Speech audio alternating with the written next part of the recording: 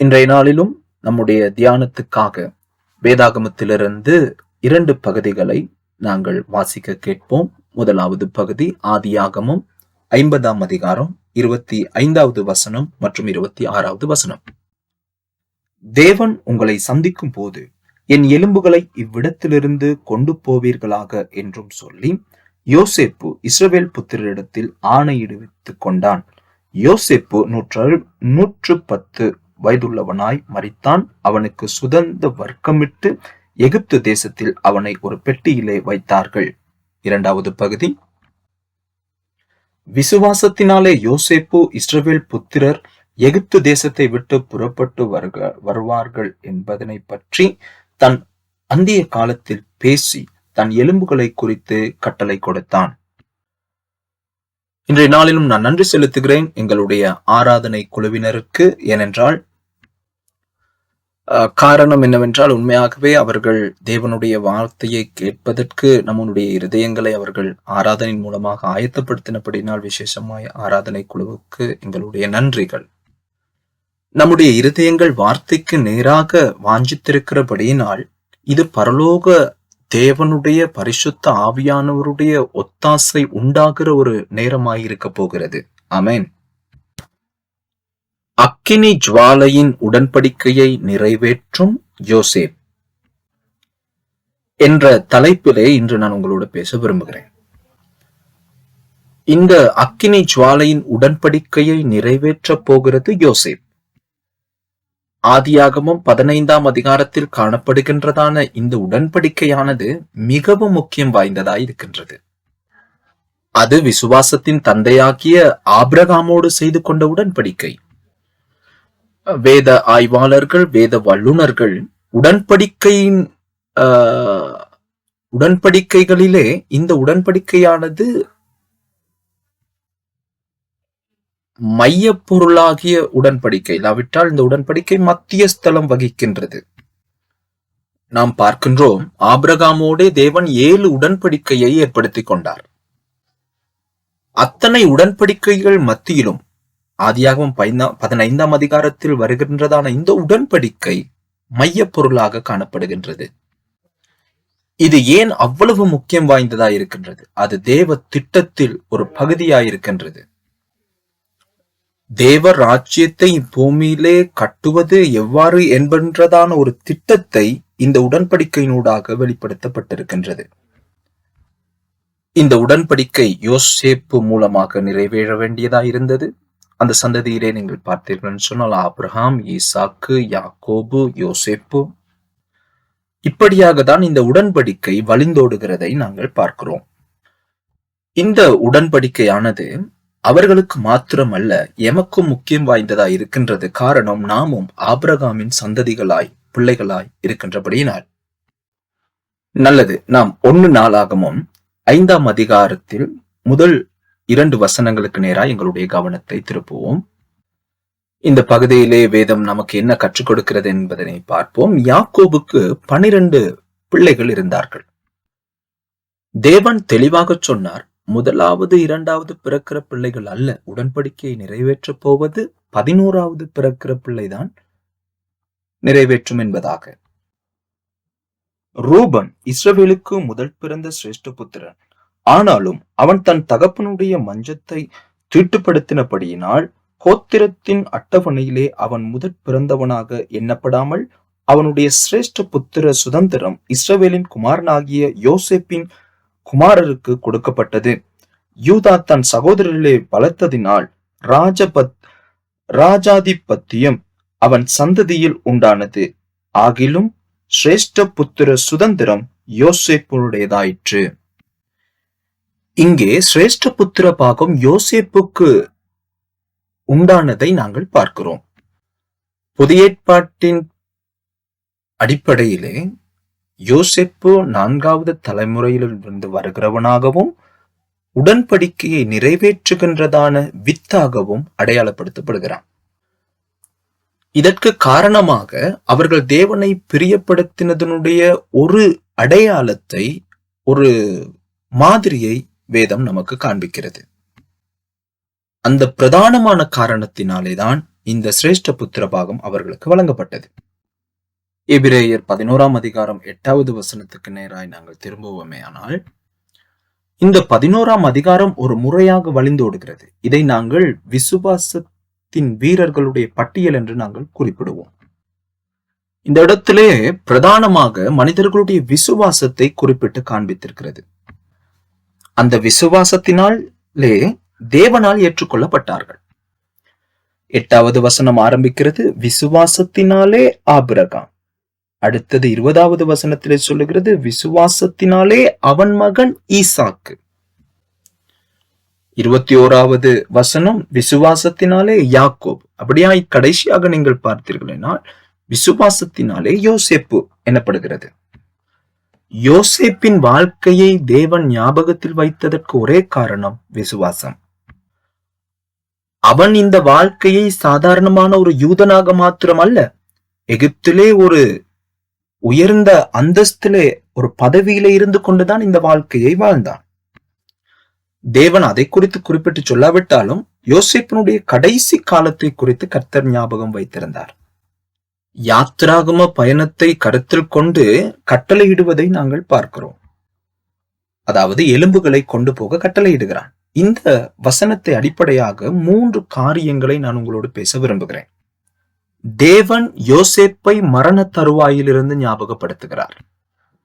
அது முதலாவது. இரண்டாவது, எகிப்திலே அங்கே யாத்திராகம பயணத்திலே அவனை ஞாபகப்படுத்துகிறார்.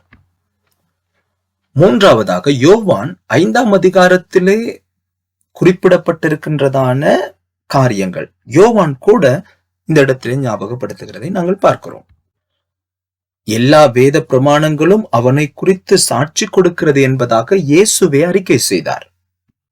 ஆனால் பழைய ஏற்பாட்டிலே இயேசு கிறிஸ்துவனுடைய நாமமானது ஒரு இடத்திலும் பேசப்படவில்லை. அப்படி என்றால் இயேசுவானவர் இவ்விடத்தில் குறிப்பிட்ட அந்த விடயம் என்ன?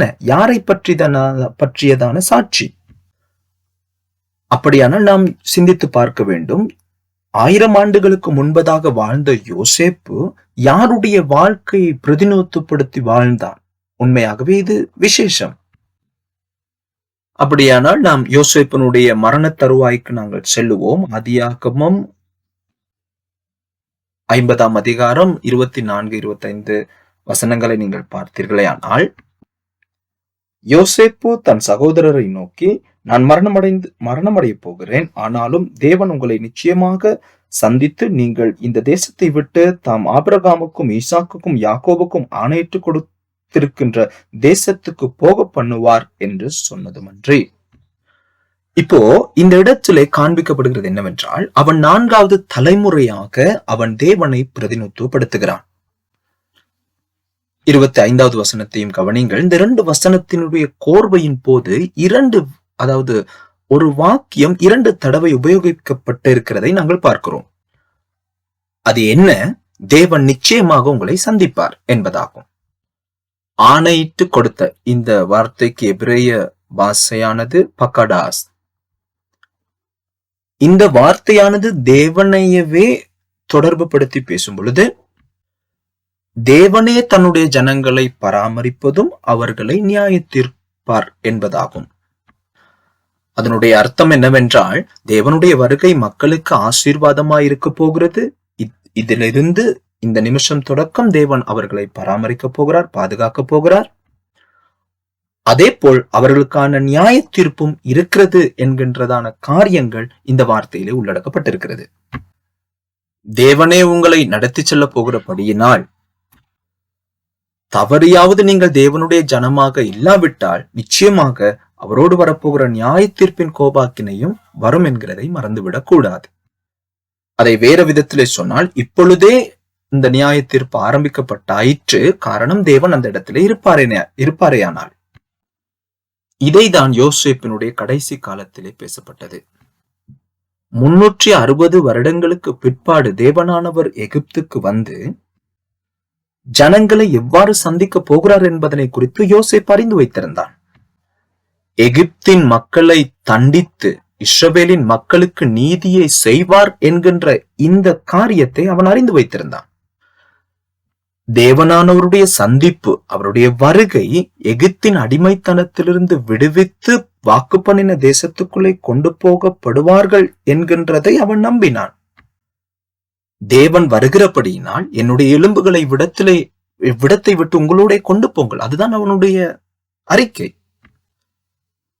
இந்த அறிக்கையோடு கூட 50வது அதிகாரம் ஆரம்பமும் 49ஆம் அதிகாரத்தின் முடிவையும் நாங்கள் தொடர்பு படுத்தும் பொழுது மிக பெரிதான ஒரு மரண ஊர்வலம் நடக்கிறதை நாங்கள் பார்க்கிறோம். யாருடையது? அது யோசேப்பின் தகப்பனாகிய யாக்கோபினுடைய மரண ஊர்வலம். யாக்கோபும் அவருடைய பிள்ளைகளும் எகிப்துக்கு வந்ததுக்கு பிற்பாடு யோசேப்போடு அவர்கள் வாழ்ந்தார்கள். பிறகு அவன் மரித்து போகிறான். கவனிங்கள், அவன் கானான் தேசத்துக்கு போகிற அந்த நம்பிக்கை இருந்தபடினால் அடக்கம் செய்யும்படிக்காக, கானானிலே அடக்கம் செய்யும்படிக்காக சொல்லியிருந்தான். அப்பொழுதுதான் தன்னுடைய தகப்பனை அடக்கம் செய்யும்படிக்காய் கானான் தேசத்தை நோக்கி போனார்கள். யோசேப்பும் அவருடைய சகோதரர்களும் கானானுக்கு நுழைவாசலுடைய பாதையாக அந்த சமுத்திரத்தை அவர்கள் அறிந்து வைத்திருந்தார்கள். அது ஒரு இலகுவான வழி. ஆகவே அந்த இலகுவான வழியை அவர்கள் அறிந்து வைத்திருந்தார்கள் கானானுக்குள்ளே நுழைவதற்கு. யோசேப் மரிக்கும் பொழுது தன்னுடைய தகப்பனை விட ஒரு உயர்ந்த பதவியிலே அவன் இருந்தான். தன்னுடைய அடக்கத்தை கானானிலே செய்ய வேண்டும் என்கின்ற ஒரு விண்ணப்பத்தை கூறுகிற அளவுக்கு ஒரு அதிகாரம் அவருக்குள்ளே இருந்தது. ஆகவே யாக்கோபை விட ஒரு மிகப்பெரிய பிரமாண்டமான ஒரு மரண சடங்கை செய்வதற்கு எகிப்திலே வாழ்ந்த மக்களுக்கு ஒரு வாய்ப்பு இருந்தது. அப்படி இருந்தும் அவனுடைய விண்ணப்பம் என்னவா இருந்தது? தேவன் சந்திக்க வரும் பொழுது என்னோடு கூட, இஸ்ரவேல் மக்களோடு கூட என்னுடைய எலும்பை எடுத்துச் செல்லுங்கள் என்பதாக தான். யோசேப்பு தன்னுடைய தகப்பனை போல தேவனை சந்திப்பதற்கு முன்பதாக கானானிலே அடக்கம் செய்வதற்கு விண்ணப்பம் செய்யவில்லை. அப்படியாக கேட்பதற்கு சகல அதிகாரமும் இருந்த போதிலும் அவன் அதை செய்யவில்லை, அதை புறக்கணித்தான். அவன் தனியாக போய் அடக்கம் பண்ணப்படுவதற்கு அவன் விரும்பவில்லை. அவனுக்கு தேவைப்பட்டது தன்னுடைய ஜனத்தோடு கூட அந்த தேசத்துக்குள்ளே நுழைய வேண்டும் என்பதாக. அன்றைய நாட்களிலே தான் பிரேதத்தை பக்குவப்படுத்தி மம்மி என்று சொல்லுவார்கள். அந்த ஒரு காரியம் நடைபெற்றது. அப்போ அப்படிப்பட்ட ஒரு காரியம் நடைபெற்ற அந்த நாட்களிலே அதனுடைய அர்த்தம் என்னவென்றால், அந்த மம்மி, அதாவது அந்த சரீரம் இருக்கும் வரைக்கும் அவர்கள் நினைத்து கொண்டார்கள், இவர்கள் இன்றும் எங்களோடு உயிர் வாழ்கிறார் என்கிற அந்த அடையாளத்தோடு வாழ்ந்தார்கள். ஆனால் யோசேப்பு நிச்சயித்திருந்தான், நான் மரிப்பேன், ஆனாலும் உங்களை சந்திக்க தேவன் வருவார். தேவன் வரும் பொழுது என்னுடைய எலும்பை இந்த இடத்திலிருந்து கொண்டு போங்கள் என்பதாக. இது ஒரு பலமான ஒரு அறிக்கை. அவனுடைய சரீரம் மரித்த போதும் அவனுடைய விசுவாசமானது இன்றும் மரித்து போகவில்லை. ஆகவே யோசேப்பினுடைய எலும்புகள் இம்மானுவேலை போல காணப்பட்டது. இம்மானுவேல் என்றால் தேவன் உங்களோடு இருக்கிறார் என்கின்ற அர்த்தம். ஆகவே யோசேப்பின் எலும்புகள் தேவனுடைய உடன்படிக்கையை ஞாபகப்படுத்துகின்றதான ஒரு அடையாள சின்னமாக இருந்தது. அவர் நிச்சயமாய் எம்மை மீட்டுக்கொள்ள வருவார். அதுதான் யோசேப்பினுடைய பொருத்தனை தேசத்துக்கு எங்களை தேவன் அழைத்து செல்வார். தொடர்ச்சியாக தேவன் எங்களோடு இருப்பார். யோசேப்பின் எலும்புகள் தேவன் சனத்தோடு கூட கிரியை செய்கிறார், அசைவாடுகிறார் என்கிறதை ஞாபகப்படுத்திக் கொண்டிருந்தது. யோசேப்பின் இந்த அறிக்கை நிமித்தமாக நம்முடைய ஆவிக்குரிய உலகத்தின் கண்ணோட்டத்தை நாங்கள் பார்க்கலாம். 1000 ஆண்டுகளுக்கு பிற்பாடு இயேசு கிறிஸ்து வந்து என்ன சொன்னார்? ஆபிரகாம், யாக்கோபு, ஈசாக்கு போன்ற உங்களுடைய முற்பிதாக்கள் மரித்த போதிலும் அவர்கள் இன்றும் ஜீவிக்கிறார்கள் என்று சொன்னார். அவர்கள் மரித்து போகாதபடியினால் அவர்கள் இன்றைக்கும் ஜீவிக்கிறார்கள் என்பதாக இயேசு சொன்னார். ஆகவே நான் மரித்தோருக்கெல்லாம் தேவனாயிராதபடிக்கு நான் உங்களுடைய முற்பிதாக்களுடைய தேவனாயிருக்கிறேன் என்று சொல்லி கர்த்தர் ஜீவன் உள்ளவர் என்பதை சொன்னார். நாம் இன்னொரு வேத பகுதிக்கு திருப்பிக் கொள்வோம். மத்தேயு 22ஆம் அதிகாரம் 32வது வசனம். தேவன் மரித்தோருக்கு தேவனாயிராமல் ஜீவனுள்ளோருக்கெல்லாம் தேவனாயிருக்கிறார் என்றார். இயேசு கிறிஸ்துவே இதை அறிக்கை செய்தார். உண்மையான ஜீவிக்கின்ற தேவனுடைய அறிக்கையை நாங்கள் பார்க்கிறோம் இந்த இடத்திலே. நாம் உயிரோடு இருக்கும் வரைக்கும் நமக்கு ஒரு பெயர் இருக்கலாம், ஆனால் விசுவாசம் இல்லாவிட்டால் நாம் மரித்தோர்களாய் போய்விடுவோம். நாம் தேவனுடைய வாக்குத்தத்தத்தின் மீது விசுவாசமாய் கொண்டிருக்கும் பொழுது நாம் மரித்தாலும் நம்முடைய விசுவாசம் பிழைத்திருக்குமாயிருக்கிறது. தேவனுடைய உடன்படிக்கையின் மீது பற்றுதலாய் இருக்கும் வரைக்கும் நாம் தேவனுடைய ஜீவனுள்ள ஜனங்களாய் நிற்கப் போகிறோம். இதுதான் அக்கினியின் உடன்படிக்கையில இருக்கின்ற முக்கிய பங்கு.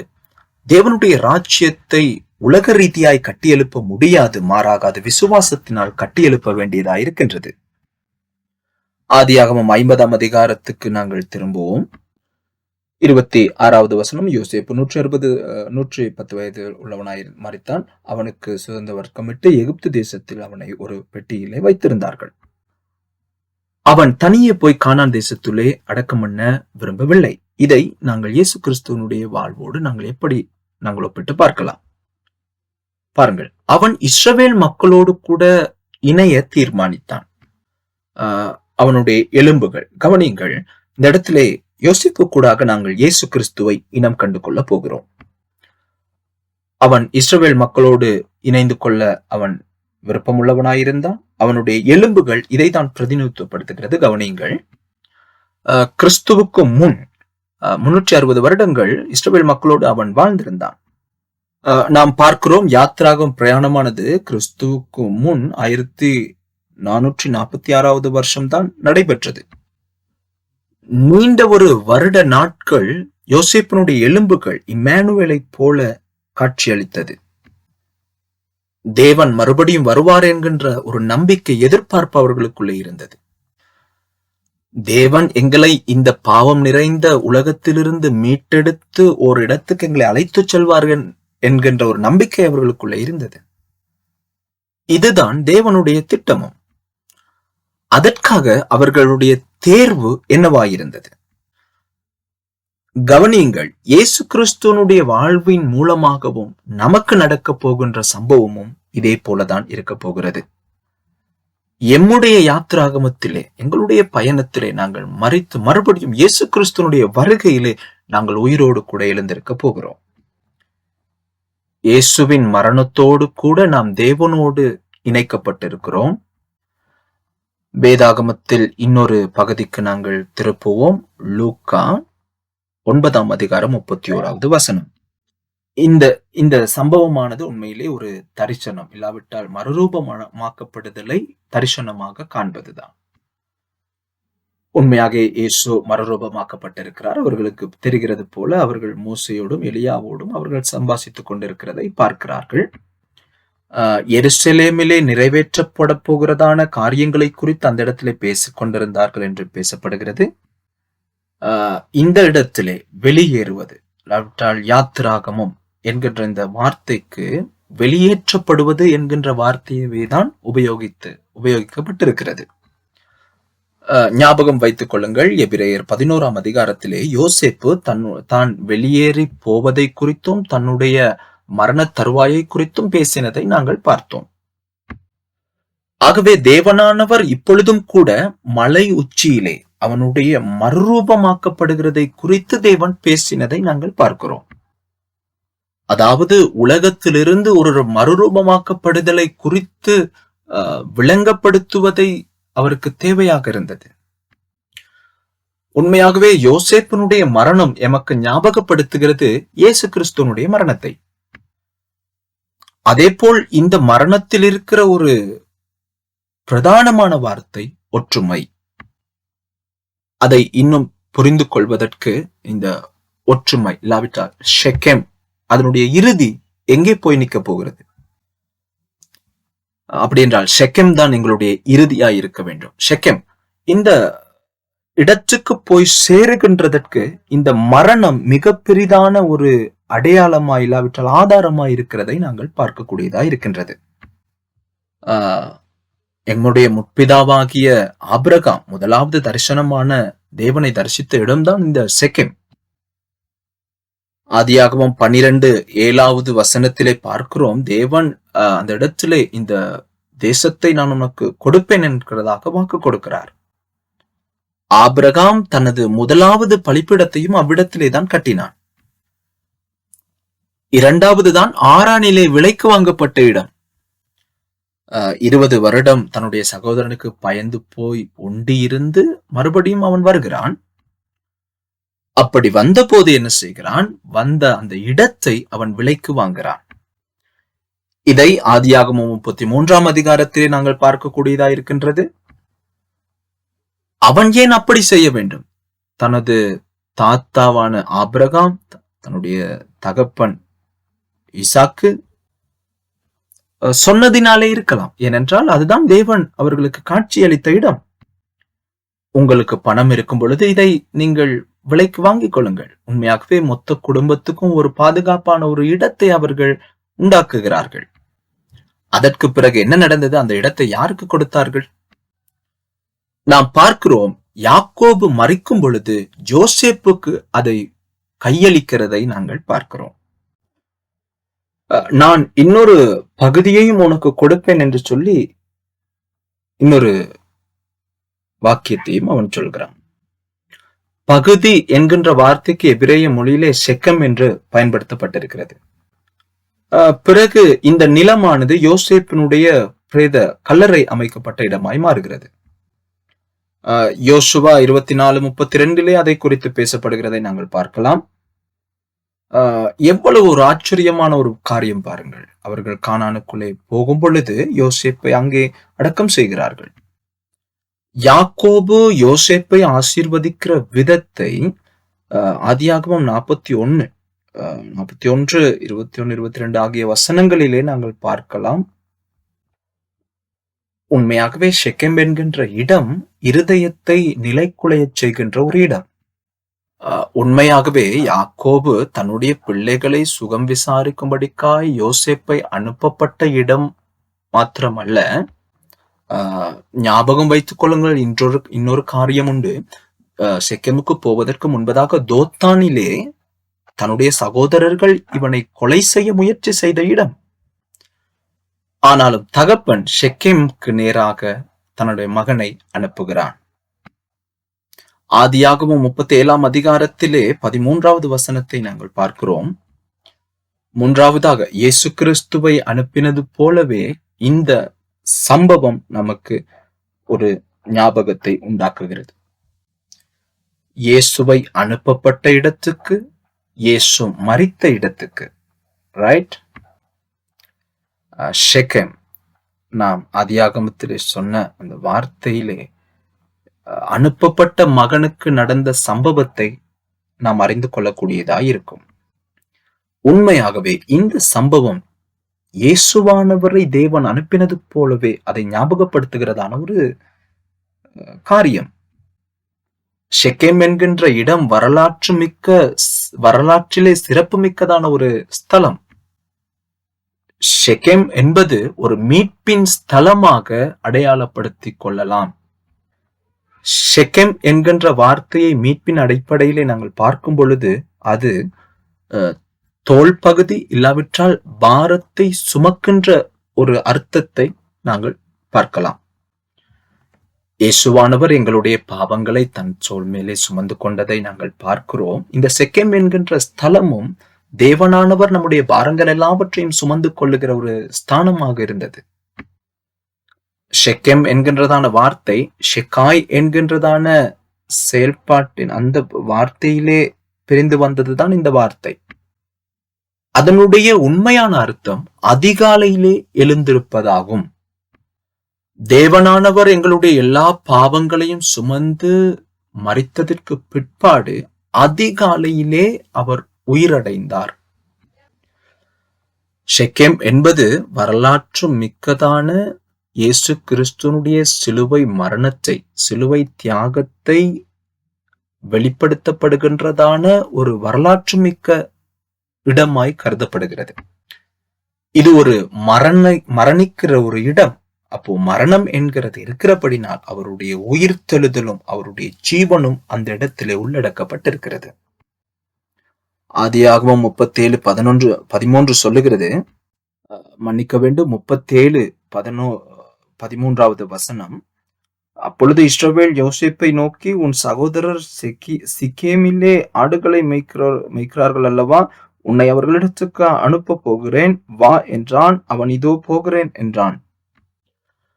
அதே போல்தான் தேவனும் கூட தன்னுடைய சகோதரர்களுடைய நன்மைக்காக இயேசு கிறிஸ்துவை இப்பூமிக்கு அனுப்பினார். ஆனால் உண்மையாகவே தனது சகோதரர்கள், தனது உடன்பிறப்புகள் இயேசுவை கொலை செய்தார்கள். அதை தான் நாங்கள் செக்கேமிலே நாங்கள் பார்க்கிறோம். இந்த இடத்திலே யோசேப்பு இஸ்ரவேல் மக்களோடு ஒன்றாக இருந்தாலும் யாத்ராகம பயணத்திலே அவனுக்கு ஒரு மிகப்பெரிய ஒரு சோதனை காத்திருந்தது. இயேசு கிறிஸ்து நமக்காக வந்து அவருடைய மரணத்தின் பாதையை தெரிவு செய்ததை இந்த இடத்திலே நாங்கள் அடையாளப்படுத்துகிறதை காண்கிறோம். அதே போல் இந்த மரணமானது மிகவும் மறைக்கப்பட்ட ஒரு பொருளாயிருந்தது. சாத்தான் நினைத்தான் இது அவருக்கு கிடைத்த ஒரு தோல்வி என்று சொல்லி. நான் கூட விசுவாசிக்கிறேன், யோசேப்பு மரித்த போது சாத்தான் சிரித்திருக்கலாம். அக்கினி ஜுவாலையின் உடன்படிக்கை, தேவனுடைய பொருத்தனை இப்பொழுது என்னவாயிற்று என்று நினைத்திருக்கலாம். நான் ஜெயித்து விட்டேன் என்று ஆணவம் கொண்டிருக்கலாம். இந்த 4வது பரம்பரையும் மரித்து போன பொழுது அந்த வாக்குத்தத்தம், அதாவது உடன்படிக்கை அத்தோடு நிறுத்தப்பட்டாயிற்று என்று சொல்லி அவன் நினைத்திருக்கலாம். 4வது பரம்பரை அங்கே கானான் தேசத்துக்குள்ளே போகும் என்கிற அந்த எதிர்பார்ப்பு உடைக்கப்பட்ட போனது போல இருந்தது. அதே போல்தான் இயேசுவினுடைய மரணத்தின் போதும் சம்பவித்தது. இயேசு மரித்து விட்டார் என எல்லாம் முடிந்தது. ஆனாலும் இயேசு மரணத்தை ஜெயித்து உயிரோடு கூட எழுந்திருந்தார்.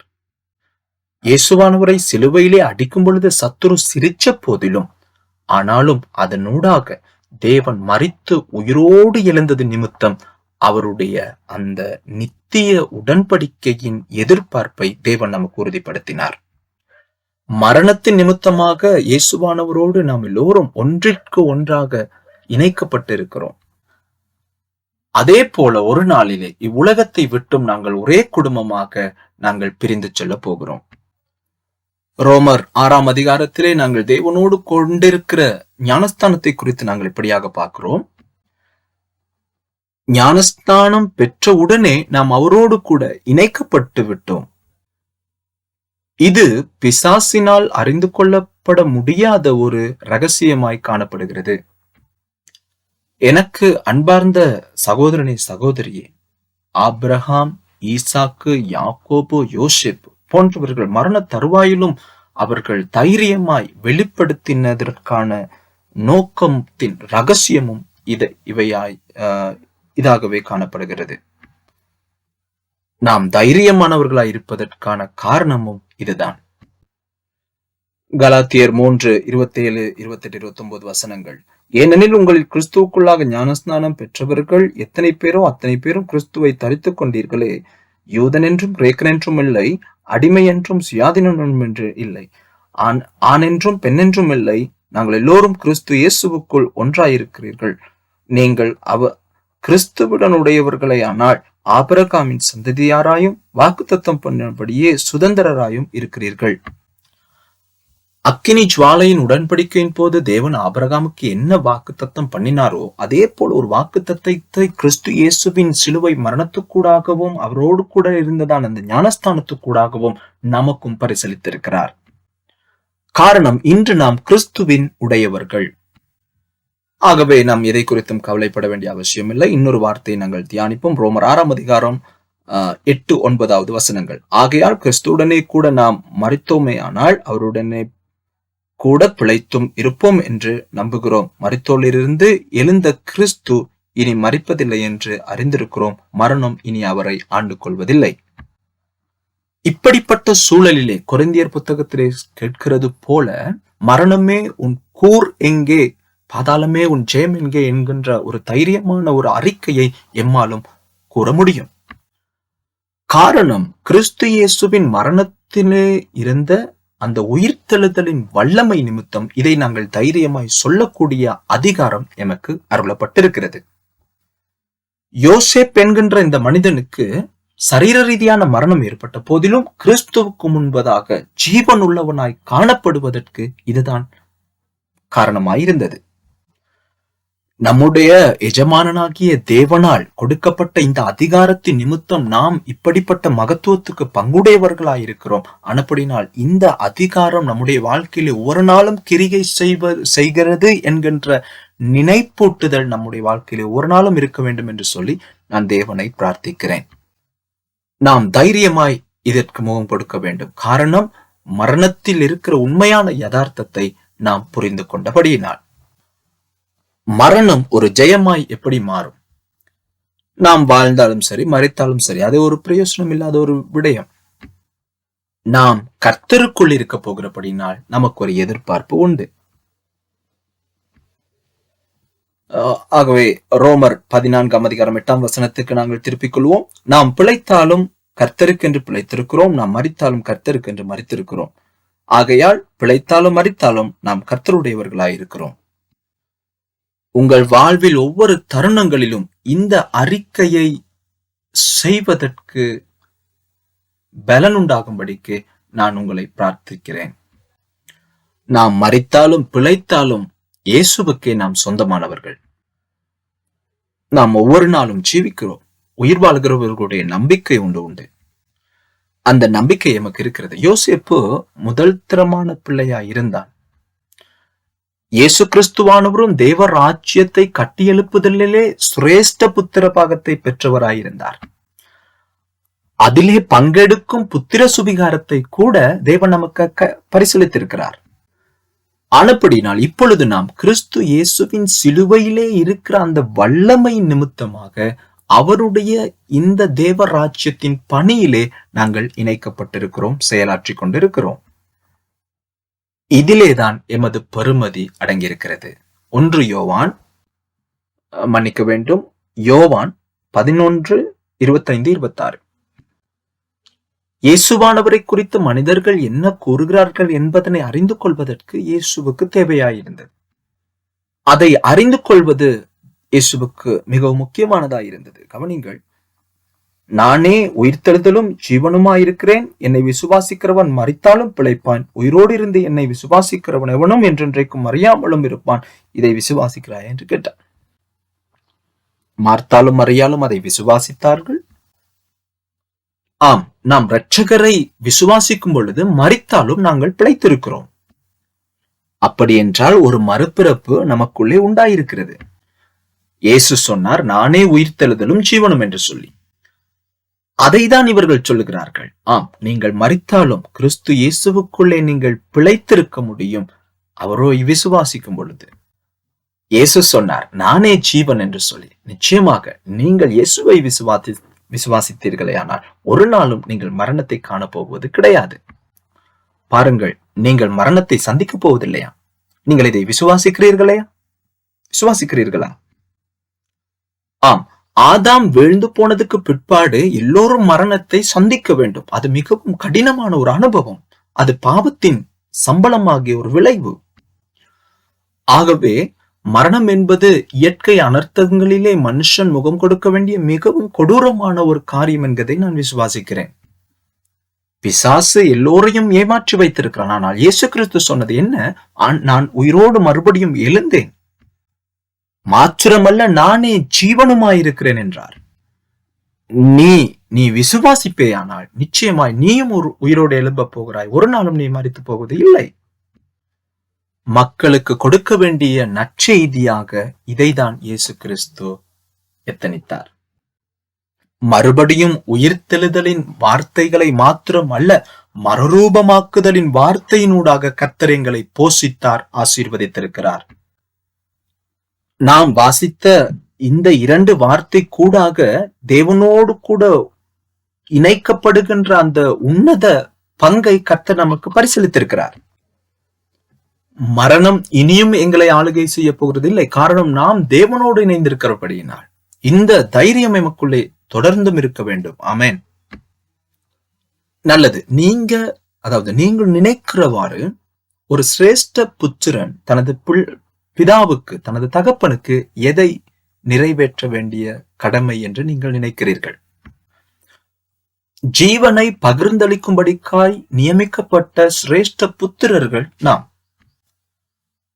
அப்படி மட்டும் வாழ்ந்தால் போதாது, எம்முடைய இளைய சகோதரர்களை பராமரித்து பாதுகாக்க வேண்டிய பொறுப்பு நமக்கு இருக்கிறது.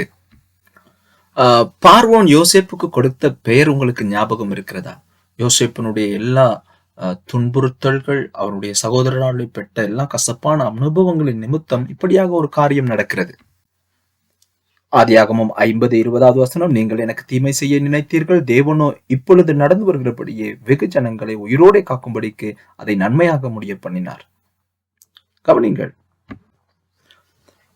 அப்பொழுது பார்வோன் யோசேப்புக்கு செப்பனாத் பெனையா என்று சொல்லி பெயர் சூட்டுகிறான். அதனுடைய அர்த்தம் என்ன? வாழ்வாதாரத்தை மேம்படுத்துகிறவன் என்ற அர்த்தமாகும். அவ்வளவு பெரிய ஒரு பஞ்ச நாட்களிலே யோசேப்பின் நிமித்தம் அவர்கள் உயிர் வாழ்ந்தார்கள். அது மாத்திரமல்ல, தனது சகோதரர் உறவுகள் நிமித்தம் வந்ததான எல்லா தீமையான காரியங்கள், கசப்பான அனுபவங்களையும் அவன் புரிந்து கொண்டான். அவன் அதை பொருட்படுத்தவில்லை. அதை அவன் திருப்பி அனுப்புகிறான். அதை ஆசீர்வாதமாக அதை மாற்றம் செய்து கொள்ளுகிறான்.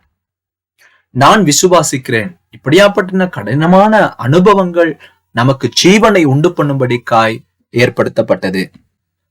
சப்பரானா பெனாயா என்கின்றதை போல எம்முடைய பெயர்களும் மாற்றமடையுமையானால் எவ்வளவு மகிமையா இருக்கும். தனி நபராக நீங்கள் எங்கே போனாலும், எவ்விடத்துக்கு சென்றாலும், யாரோடு போனாலும், தேவன் உங்களுக்கு கொடுத்ததான கனம் பொருந்திய இந்த வாழ்க்கையை பாதுகாத்துக் கொள்ளுங்கள். நீங்கள் இணைக்கப்பட்ட குடும்பம், கூடுகின்ற சபை, இலங்கை தேசம் முழுவதிலும் இந்த பெருமதியை காத்துக்கொள்வதற்கு நாம் ஒன்றிணைவோம். மரணம் என்பது நம்முடைய வாழ்க்கையின் முடிவு அல்ல. மரணம் தான் நம்முடைய வாழ்க்கையில இருக்கின்றதான கடைசி எதிரி என்பதனை ஞாபகம் வைத்துக் கொள்ளுங்கள். 1 கொரிந்தியர் 15 விளங்கப்படுத்துகிறது போல, அந்த கனமான சுவிசேஷத்தை பிரசங்கிக்கிறவனாக நாம் மாற்றமடைய வேண்டும். எல்லா மனிதர்களுக்கும் இந்த நற்செய்தியானது பிரசங்கிக்கப்பட வேண்டும். இயேசு கிறிஸ்துவானவர் மேசியாவாக இருந்த போதிலும், அவர் ராஜாவாக இருந்த போதிலும், அவர் சொன்ன ஒரு காரியம், நான் சேவையை பெறும்படிக்கல்ல, சேவையை கொடுக்கும்படிக்காய், சேவையை செய்யும்படிக்காக வந்தேன் என்று சொன்னார். மத்தேயு 20:28 தேவன் மிகவும் தெளிவாக சொன்னார், அப்படியே மனுஷகுமாரனும் ஊழியம் கொள்ளும்படிக்கு வராமல் ஊழியம் செய்யவும், அநேகரை மீட்கும் பொருளாக தம்முடைய ஜீவனை கொடுக்கவும் வந்தார் என்றார். இதை நாங்கள் முக்கியமாக புரிந்து கொள்ள வேண்டும். நல்லது, நான் முடிப்பதற்கு முன்பதாக உங்களுக்கு இந்தியாவில் நடந்த ஒரு கருத்தரங்கிலே, இந்த மீட்பின் வரலாற்றின் கருத்தரங்கிலே நடந்த ஒரு புகைப்படத்தை காட்ட விரும்புகிறேன். பாஸ்டர் ஹோம்சா அண்ட் பாஸ்டர் ஜே என்பவர்கள் மொழிபெயர்ப்பு காரியங்களிலே ஈடுபட்டவர்கள். அவர்கள் இந்தியாவிலே மிக அருமையான ஒரு மாநிலத்திலே ஊழியம் செய்கிறார்கள். இந்த மாநிலங்களிலே இன்றைக்கும் உபத்திரவங்கள் இருக்கிறது. ஆகவே இதிலே ஒரு சில புகைப்படங்களை எடுக்க வேண்டியதான நோக்கமும் அதுதான். உங்களுக்கு வலதுபுறமாக இருக்கிற அந்த நின்று கொண்டிருக்கிற சகோதரி கூட ஒரு ஆங்கிலத்தில் மொழிபெயர்த்து கொண்டிருந்தால், அவள் சொன்னார், அவருக்கு வாசிக்கிறது அவ்வளவு கடினம். அவள் சொன்னார், நான் இப்படிப்பட்ட ஒரு வார்த்தையை நான் ஒருபோதிலும் கேட்டதில்லை என்று சொன்னார். வேதாகமத்துக்கு நேராக என்னுடைய கண்கள் திறக்கப்பட்டது என்று சொன்னார். நான் நினைக்கிறேன் இந்த புத்தகங்கள் நம்முடைய பணத்திலே $200 விற்கப்படுகிறது. அது ஒரு 2 லட்சத்துக்கும் அதிகமான ஒரு பெறுமதி. ஆகவே அப்படிப்பட்ட ஒரு தொகையை கொடுத்து அவர்களுக்கு வாங்க முடியாது. ஆகவே நாங்கள் தீர்மானம் எடுத்தோம், இதை நாங்கள் $10 விற்பனை செய்யும்படிக்காக. கடைசியாக ஒரு $15,000 மாத்திரம்தான் எங்களுக்கு புத்தகங்களை விற்பனை செய்து கொள்ள முடிந்தது. ஆனால் ஆச்சரியம் என்னவென்றால், இந்த சகோதரி 5 புத்தகங்களை அவர் விலைக்கு வாங்கினார். நாங்கள் உண்மையிலே ஆச்சரியப்பட்டோம். நாங்கள் 10 வருடங்களுக்கும் மேலாக இந்த மீட்பின் சரித்திரத்தை நாங்கள் தியானித்து வருகிறோம். ஆனால் வெறும் 2 தடவையிலே பங்கெடுத்த இந்த சகோதரி தன்னுடைய உபத்திரவங்கள், நெருக்கங்கள், பொருளாதார கடினங்களை ஒரு பக்கமாய் வைத்துவிட்டு தன்னுடைய மக்களுக்கு இந்த சுவிசேஷ நற்செய்திகளை, இந்த வார்த்தைகளை பகிர்ந்தளிக்க வேண்டும் என்று சொல்லி மிகவும் ஒரு உற்சாகத்தோடு, அர்ப்பணிப்போடு கூட இதை விலைக்கு வாங்கினார்கள். அதே போல ஒரு குழு கலந்துரையாடல் இருந்தது. அதுவும் மிகவும் சுவாரஸ்யமாக இருந்தது. அந்த இடத்திலே ஆதாமும் லாமேக்கும் ஒரே காலகட்டத்திலே வாழ்ந்தவர்கள் என்கிற ஒரு சம்பந்தமான பேச்சுவார்த்தை. உண்மையாகவே நாங்கள் ஆதாமை குறித்ததான அந்த காரியங்களை நாங்கள் கற்றுக்கொண்டோம். அந்த கற்றுக்கொண்ட விடயத்திலே அவர்கள் ஒரே தடவையிலே அவர்களுடைய அந்த கலந்துரையாடலின் போது அவர்கள் கற்றுக் கொடுத்த காரியங்களின் நிமித்தமாக நாங்கள் அறிந்து கொண்டோம். அவர்கள் மிகவும் சிறப்பாக அதிலே ஒரு ஆர்வத்தை காண்பித்ததை நாங்கள் பார்த்தோம். அதிகமான புகைப்படம் எடுக்க முடியவில்லை. அவர்கள் அதிகமாக நோட்ஸ் எடுத்ததை நாங்கள் கவனித்தோம். அதற்கு பிற்பாடு சாலமோனின் மாளிகை தொடர்பான தேவாலயம் கட்டப்பட்ட காலகட்டத்தை தொடர்பாக தான் நாங்கள் கற்பித்தோம். அந்த காலகட்டங்கள், கால கணிப்புகள், இதை குறித்து தான் நாங்கள் 4வது புத்தகத்திலே அடிப்படையாக நாங்கள் படித்தோம். உண்மையாகவே இந்தியர்கள் கணக்கு சாஸ்திரத்திலே மிகவும் தேறினவர்கள், அது எங்களுக்கு நன்றாகவே தெரியும். உண்மையாகவே நாமும் அந்த கணக்கு இலக்கங்களிலே நாங்கள் கவனம் செலுத்துவது உண்டு. அவர்களுக்கு முடியும் இந்த வேதாகமத்திலே வருகிற இந்த கணக்கை நன்கு கற்றுக்கொள்வதற்கு, கணிதத்தை. இந்த நபர் மும்பையிலிருந்து வந்தவர். மும்பையிலிருந்து நவதில்லி, அதாவது நியூ டில்லின்னு சொல்லுவார்கள், அங்கேதான் அதிகமான தூரத்தை பிரயாணம் செய்து இந்த வார்த்தையை கற்றுக்கொள்ள வந்தவர் அவர். எங்களுக்கு அது மிகவும் உற்சாகமாயிருந்தது. ஆகவே யோசேப்பின் நாட்களில் கடைசி காலத்திலே ஒரு பஞ்சம் ஏற்பட்டது போல இப்பொழுதும் தேவ ஜனங்கள் தேவனுடைய வார்த்தையின் தேவைப்பாடு அதிகரித்தபடினால் அதை தேடிக்கொண்டிருக்கிறார்கள். ஆவிக்குரிய செப்பனியாக்களை தேடிக்கொண்டிருக்கிறார். அதுதான் ஆவிக்குரிய போச்சனமும் அதுதான் என்கிறதை அவர்கள் அறிந்திருக்கிறார்கள். இந்த இடத்திலே அநேக இனத்தை பிரதிநிதித்துவப்படுத்துகிறவர்கள் இருக்கிறீர்கள். இந்த இடத்திலே வித்தியாசமான வெவ்வேறு இனத்தவர்கள் இந்த இடத்திலே இருக்கிறீர்கள். தேவனுடைய வார்த்தையை செவிமடுத்துக் கொண்டிருக்கிறீர்கள். நாம் தேவனுடைய இந்த அழைப்புக்கு சரியான ஒரு பிரதி உபகாரத்தை நாங்கள் செலுத்த வேண்டும். இயேசு சொன்னார், பிதாவானவர் என்னை அனுப்பினது போலவே நான் உங்களை அனுப்புகிறேன் என்று. நாம் எல்லோரும் அந்த அழைப்புக்கு ஆமேன் என்று சொல்லுவோமா? எது எப்படியோ நாம் எல்லோரும் தேவனுடைய வார்த்தையை பகிர்ந்து அளிக்கிறவர்களாய் நாங்கள் இருக்க வேண்டும். பேசுகிறவர்களாய், நற்செய்தியை பகிர்ந்து சொல்லுகிறவர்களாய் இருக்க வேண்டும். கனமான இந்த வேலையை நாங்கள் சுமந்து செல்ல வேண்டும். ஆமோஸ் 8ஆம் அதிகாரம் 11வது வசனத்தை வாசிப்போம். இதோ நான் தேசத்தின் மேல் பஞ்சத்தை அனுப்பும் நாள் வரும். ஆகாரத்து குறைவினால் உண்டாக்கும் பஞ்சமல்ல, ஜலக்குறைவினால் உண்டாகிய பஞ்சம் தாகமும் அல்ல. கர்த்தருடைய வசனம் கேட்க கிடையாத பஞ்சத்தை அனுப்புவேன் என்று கர்த்தராகிய ஆண்டவர் சொல்லுகிறார். பாருங்கள், இந்த இடத்திலே எவ்விதமான ஒரு பஞ்சம், தேவ வசனத்துக்கான ஒரு பஞ்சம் ஏற்பட்டிருக்கிறது. ஜீவனுக்கு தேவையான சத்தியம் தேவனுடைய வார்த்தை. உண்மையாகவே நம்முடைய உயிர் வாழ்வுக்கு தேவையான காரியம் தேவனுடைய வார்த்தை என்கிறதை நாங்கள் யோவானிலே பார்த்தோம். ஜீவ அப்பமாகிய நம்முடைய தேவனுக்கு நாங்கள் உண்மையுள்ள சாட்சி உள்ளவர்களாய் நாங்கள் மாறுவோம். ஆமேன். நாங்கள் ஜெபம் செய்வோம்.